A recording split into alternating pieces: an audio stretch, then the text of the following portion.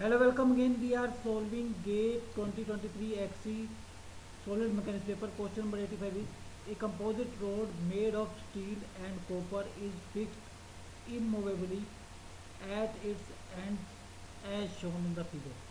The length of each portion of the rod is 1 meter as shown. The cross sections of both portions are same. The moduli of elasticity of steel and copper are 200 GPa and 100 GPa respectively. The coefficient of thermal expansion of steel and copper are 12 into 10 to the minus 6 per degree Celsius and 18 into 10 to the minus 6 per degree Celsius respectively. The composite rod is initially stress free. Then the temperature of the composite rod is increased by 100 degrees Celsius. The magnitude of axial stress in MPa 12 in the steel rod is dash rounded up to 1 decimal. Okay. So this is the steel rod and this is copper rod. Length of these both the rods are same, that is 1 meter.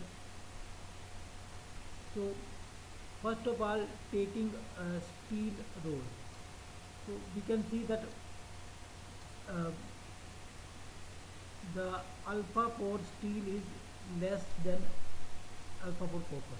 Okay, so it means there will be some free expansion in the steel rod, but that free expansion will be less than the free expansion in copper rod. So so this is the free expansion. Free expansion means if a copper rod is not present, then a steel rod will expand by this amount on rising temperature delta.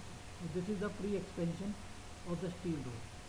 And now as the free expansion of the copper rod is more because alpha is more, so this copper rod will exert a force on steel rod, that is force P, which will compress it, and this compression is given by this. Okay. So now compression is given by this force.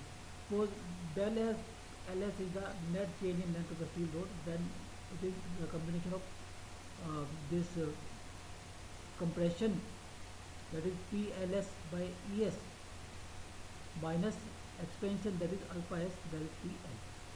So Ls is 1 meter or 1000 mm. Area is E is 200 GPa, for the area is A, and alpha S is 12 into 10 to the minus 6. Delta T is 100, L is again 1000. So now again considering copper rod, sorry, now this is steel rod.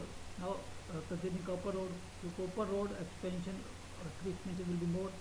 So that is, and it will expand. This will finally compress. This will finally expand. So net compression in this steel rod will be equal to net expansion in copper rod. So the joint will move toward left.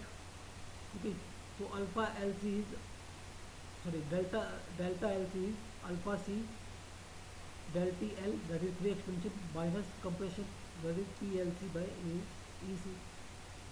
Okay, so alpha C is your 1800 minus 6, delta T is 100, LC is 1000, P by A, LC is 1000, EC 100 into 1000.